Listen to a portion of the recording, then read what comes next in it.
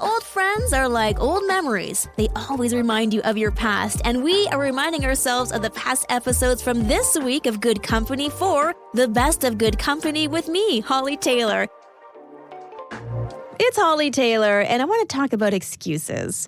The reasons why you did not show up to an event, or maybe someone you knew had a very bizarre excuse. There was a moment from the Golden Globes last night.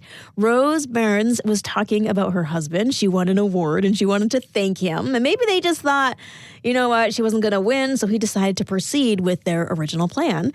And, this was his excuse for not being there to witness his wife winning.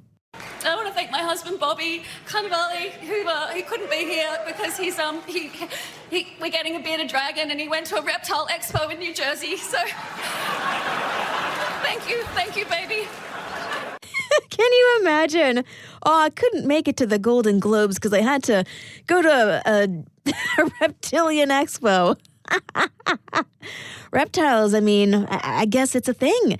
Anyway, any excuses that you've had that have been a little, strange, a little unique for not attending a particular event? Would love to hear from you. You can always text in 905-338-1250. Blue Monday might not have been yesterday. It's the upcoming Tuesday, and it may have been a bit of a marketing ploy, but that's okay. We all know that studies show if you are planning a vacation, it helps with your mental health. And so today is a day to plan a vacation. It is like literally a national day. I don't know why that this is a national day, but we'll roll with it because there's a ton of places I would love to go and explore. Are there any that pop into your head? Most of mine would be in Europe or South America. Would love to go to Costa Rica. I would love to take my kids to Paris and go to the Disneyland there. That would be a really cool experience. And also just travel throughout Canada. Would love that too. I'd love to take my kids and my husband to visit some friends in Newfoundland. Love Newfoundland. So I don't know. Where would you travel to? As we try to feel a little bit more optimistic. And another way to be optimistic is that vitamin D from sunlight, as we talked about last week. And yes, the days, or at least the daylight in our days, is getting longer. Okay, recycling. Do we do it right? Do we do it wrong? We try. We put pretty much everything in the recycle, and I have come to learn that maybe that's not the way to recycle. So here's a couple of things that here in our country we need to think twice about before recycling them. For example, pizza boxes, I just check them in the recycle, right? But apparently if there's heavy grease or food stuck on boxes, they cannot be recycled. So either clean the cardboard or throw it in the trash. Did not know that. Also, disposable coffee cups.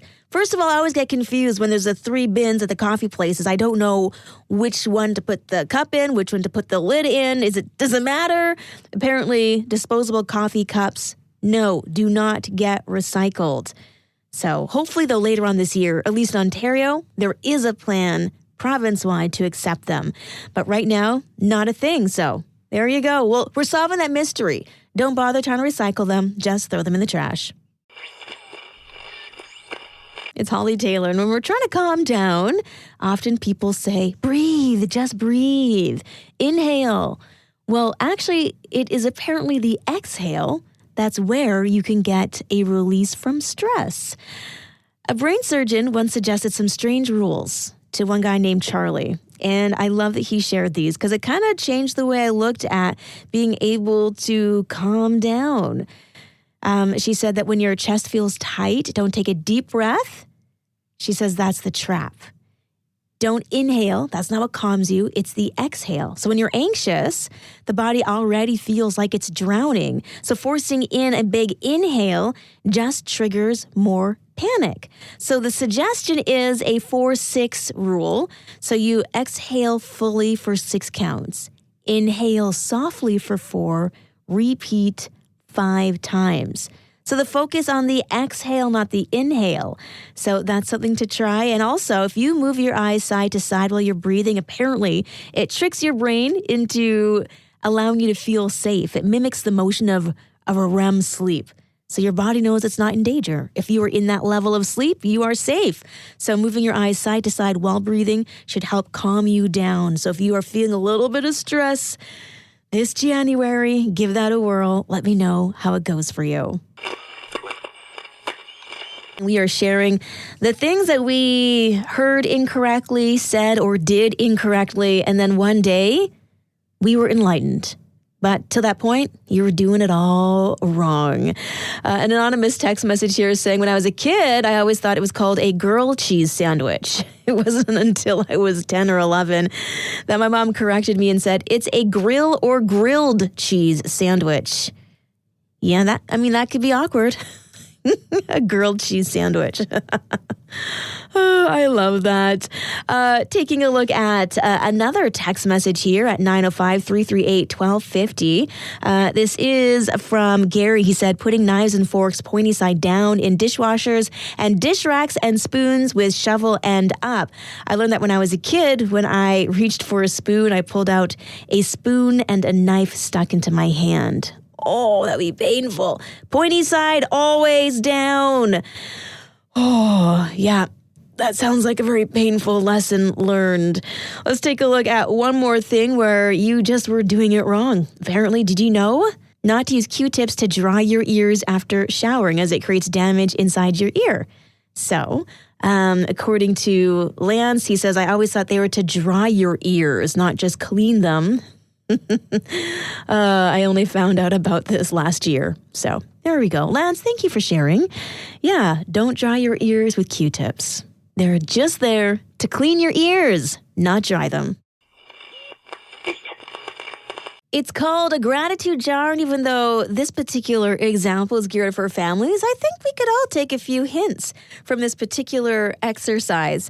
Hollie Taylor here for Good Company, and they suggest that in January, you start with an empty jar. Now, if you feel like there's going to be a lot of good things happening, get a bigger jar, otherwise get a mason jar, and you can write down each week on a small piece of paper a moment that made you smile. Then at the end of the year, you can go back and read all these little notes and see all the little moments, those smiles that you shared throughout the year. Because sometimes it's easy to focus on the big moments that can be highlights or lowlights, but to see the little blessings each and every day, those moments that you could just simply smile and be grateful that you experienced it, can help shape your perspective of 2026. So there you go.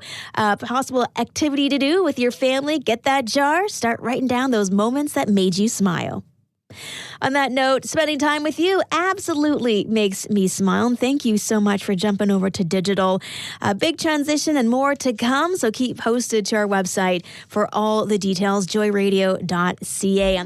Well, that's a wrap. Those are our favorite memories from this past week. Join me for more Good Company live every weekday from 4:30 till 6 p.m. here on Joy Radio. Oh, and don't forget, you can also catch up by subscribing to our Joy Radio podcast. If you'd like to join in on the conversation, text 905-338-1250. Thanks for listening. We'll see you on Monday.